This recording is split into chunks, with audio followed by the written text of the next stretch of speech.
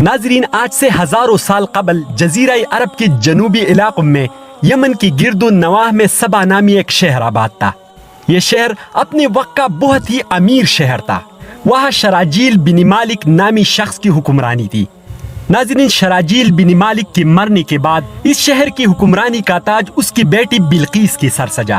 بعض مورخین کے مطابق ملکہ بلقیس کے والدین میں سے ایک جنات میں سے تھے، مگر اس نظریے کی کوئی واضح دلیل موجود نہیں ہے۔ ملکہ بلقیس ایک نہایت حسین اور ذہین عورت تھی جس نے یمن پر تقریباً 9 سال نہایت خوبصورتی سے حکومت کی۔ ملکہ بلقیس کی دور میں دنیا کے بیشتر ممالک کے ساتھ جو تجارت ہوتی تھی وہ سبائیوں کے کنٹرول میں تھی، اور یہی وجہ تھی کہ یہ قوم نہایت ہی دولت مند تھی، مگر یہ قوم شرک میں مبتلا تھی۔ ناظرین، ملکہ بلقیس اگرچہ بہت ذہین اور اس کی قوم نہایت امیر و طاقتور تھی، لیکن یہ وہ زمانہ تھا جب مشرق سے مغرب تک ایک عظیم واحد بادشاہ اور اللہ کے نبی سلیمان ابن داؤد علیہ السلام کی طاقت اور حکومت اور جاہ و جلال کا ڈنکا بجتا تھا۔ حضرت سلیمان علیہ السلام کی حکومت دنیا کے بیشتر ممالک میں تھی، جس کا دارالخلافہ یروشلم تھا۔ ناظرین، اللہ تعالیٰ نے حضرت سلیمان علیہ السلام کو نبوت کے ساتھ ایک ایسی طاقتور بادشاہت بھی عطا فرمائی تھی جس کی مثال تاریخ انسانی میں نہیں ملتی۔ اللہ تعالیٰ نے حضرت سلیمان علیہ السلام کو نہ صرف انسانوں بلکہ ہوا، جنات، چرند و پرند اور حیوانات پر بھی حکمرانی عطا فرمائی تھی۔ ناظرین، ایک دن حضرت سلیمان علیہ السلام نے دربار لگایا اور سب کو حاضر ہونے کا حکم دیا۔ جن و انس، جانور، چرند و پرند سب حاضر ہوئے، لیکن ان کا چہیتا پرندہ ہدہد غائب تھا۔ یہ ہدہد زمین کے نیچے پانی تلاش کرنے کا ماہر تھا، اور اس وقت حضرت سلیمان علیہ السلام کو اس کی ضرورت تھی۔ آپ علیہ السلام نے پوچھا ہدہد کہاں ہے، لیکن کسی کو بھی اس کے بارے میں معلوم نہیں تھا۔ آپ علیہ السلام نے فرمایا کہ اگر ہدہد اپنی غیر حاضری کی کوئی مناسب وجہ پیش نہ کر سکا تو اسے سخت سزا دی جائے گی۔ ناظرین، کچھ دیر بعد ہدہد دربار سلیمان ابن داؤد علیہ السلام میں حاضر ہو گیا۔ آپ علیہ السلام نے غیر حاضری کی وجہ پوچھی تو ہدہد نے بڑے ادب و احترام سے جواب دیا، اے اللہ کے پیغمبر، میں الٹے ایک ایسے ملک پہنچ گیا تھا جہاں ایک رانی ایک بہت بڑے تخت پر بیٹھ کر حکومت کرتی ہے۔ لوگ اسے بلقیس کہہ کر پکارتے ہیں۔ اس کے تخت میں قیمتی ہیرے جواہرات اور لال جڑے ہوئے ہیں۔ اس کے پاس تمام شاہی سامان، آرائش و زیبائش موجود ہے، لیکن وہاں کے لوگ شرک میں مبتلا ہے۔ وہ آگ اور سورج کی پوجا کرتے ہیں۔ حضرت سلیمان علیہ السلام نے کہا، اگر تمہاری بات سچ ہے تو میرا ایک خط اس ملکہ تک پہنچاؤ تاکہ وہ شرک سے باز آ جائے، اور خط پہنچانے کے بعد وہاں بیٹھ کر سنو کہ وہ کیا رد عمل اختیار کرتی ہے، اور پھر آ کر مجھے خبر دینا۔ ناظرین، ہدہد خط لے کر روانہ ہوا۔ صبح پہنچ کر خط ملکہ بلقیس کی گود میں گرا دیا۔ ملکہ نے خط پڑھنا شروع کیا، جو کچھ یوں تھا، شروع اللہ کے نام سے جو بڑا مہربان اور رحم فرمانے والا ہے۔ یہ عزت والا خط سلیمان ابن داؤد کی جانب سے ملکہ بلقیس کی طرف ہے۔ جو ہدایت کی پیروی کری اس کے لیے سلامتی ہے۔ مجھ پر غلبہ کی خواہش نہ کرو، میرے مقابلے میں سرکشی اختیار نہ کرو، بلکہ فرمان بردار اور مطیع ہو کر میرے پاس آ جاؤ۔ ناظرین، دراصل یہ خط ملکہ بلقیس اور اس کی قوم کی طرف دعوتی اسلام تھی۔ اس نے دربار بلا کر خط ان کے سامنے پڑھ کر سنایا۔ دربار میں اس وقت 300 کے قریب سردار بیٹھے ہوئے تھے۔ جب انہوں نے خط سنا تو اسے اپنا توہین سمجھے اور حضرت سلیمان علیہ السلام سے جنگ کا ارادہ ظاہر کیا، مگر ملکہ بلقیس بہت سمجھدار تھی۔ اس وقت عقل مند بلقیس نے اپنے امیروں اور وزیروں کو سمجھایا کہ جنگ مناسب نہیں ہے، کیونکہ اس سے شہر ویران اور شہر کی عزت دار باشندے ذلیل و خوار ہو جائیں گے۔ اس لیے میں یہ مناسب خیال کرتی ہوں کہ کچھ تحائف ان کے پاس بیچ دوں۔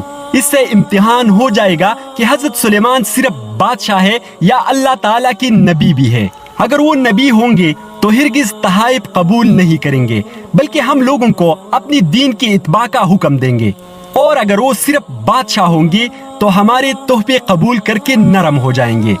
چنانچہ بلقیس نے 500 غلام، 500 لونڈیا، بہترین لباس اور زیوروں سے آراستہ کر کے بھیجے، اور ان لوگوں کے ساتھ 500 سونے کی اینٹیں اور بہت سے جواہرات اور ایک خط اپنے قاصد کے ساتھ بھیجا۔ नाज़रीन, हुदहुद ये सब देखकर रवाना हो गया और हजरत सुलेमान अलैहिस्सलाम के दरबार में आकर उनको सब कुछ बता दिया।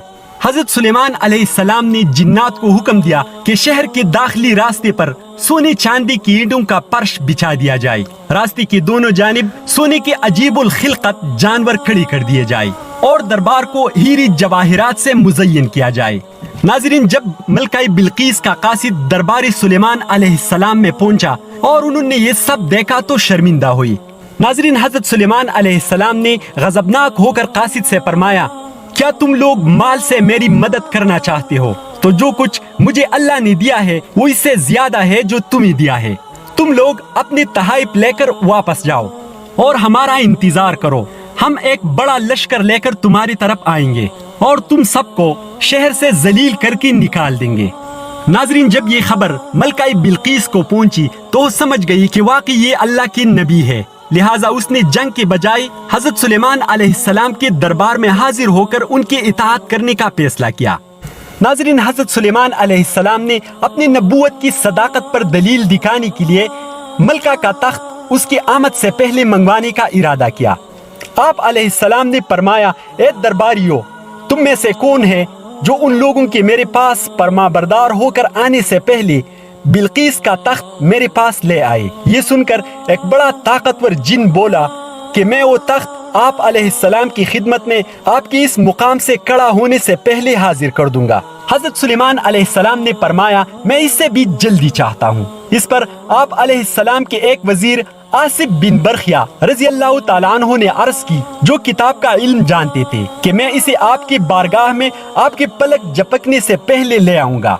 चुनांचे हजरत आसिफ बिन बरखिया ने रूहानी कुव्वत से बिल्कीस के तख्त को मुल्क सबा से बैतुल मुकद्दस तक हजरत सुलेमान अलैहिस्सलाम के महल में खींच लिया। तख्त देखकर हजरत सुलेमान अलैहिस्सलाम ने कहा, ये मेरे रब के फजल से है, ताकि मुझे आजमाई कि मैं शुक्र करता हूँ या नाशुक्री। नाजरीन, हजरत सुलेमान अलैहिस्सलाम ने उस तख्त में रद्द बदल कर दिया और उसे पहले से भी बेहतर बना दिया। जब मलकाई बिल्कीस हजरत सुलेमान अलैहिस्सलाम के दरबार में हाजिर हुई तो आप अलैहिस्सलाम ने पूछा, क्या तुम्हारा तख्त भी इसी तरह का है? जब बिल्कीस ने तख्त की तरफ देखा तो हैरान होकर कहा, ये तो गोया हूबहू वही है और मुझे पहले ही मालूम हो गया था और हम फरमाबरदार हो चुके हैं। नाजरीन, मलकाई बिल्कीस के आने से पहले हजरत सुलेमान अलैहिस्सलाम ने ऐसी इमारत बनाने का हुक्म दिया जिसका फर्श शीशे का हो, नीचे पानी जारी हो और पानी में मछलियां और दूसरे आबी जानवर हो। हजरत सुलेमान अलैहिस्सलाम उस इमारत में अपने शाही तख्त पर जलवाई अफरोज थे और आपके सामने शीशे के नीचे पानी पूरी आबुताब से बह रहा था। मलका बिल्कीस को इस महल में लाया गया। जब उसने फर्श को देखा तो समझी कि ये पानी का एक हौज है, इसलिए बिल्कीस ने अपनी पंडलियों से कपड़ा उठा लिया। हजरत सुलेमान अलैहिस्सलाम ने कहा, ये तो शीशे का चिकना फर्श है। तब मलकाई बिल्कीस शर्मिंदा हुई और उस पर यह जाहिर हो गया कि जिस तरह वो शीशे के सहन को पानी का हौज समझ बैठी, इसी तरह उसने और उसकी कौम ने सूरज की चमक और दमक देखकर उसे माबूद समझ लिया। उसे अपने पास गलती पर निहायत शर्मिंदगी हुई। बिल्कीस ने कहा, ए मेरे परवरदिगार, मैं सूरज की पूजा करके अपने आप पर जुल्म करती रही हूँ और अब मैंने सुलेमान अलैहिस्सलाम के साथ अपने रब की इताअत कबूल कर ली है। नाजरीन, हजरत सुलेमान अलैहिस्सलाम ने बिल्कीस को अपने दीन की दावत दी तो उसने निहायत ही इखलास के साथ इस्लाम कबूल कर लिया। फिर हजरत सुलेमान अलैहिस्सलाम ने बिल्कीस से निकाह करके उसको अपने महल में रख लिया। जबकि बाज मुअर्रिखीन ने लिखा है कि हजरत सुलेमान अलैहिस्सलाम ने बिल्कीस को यमन वापस भेज दिया और उसके लिए वहाँ 3 बड़े महल तामीर करवाए।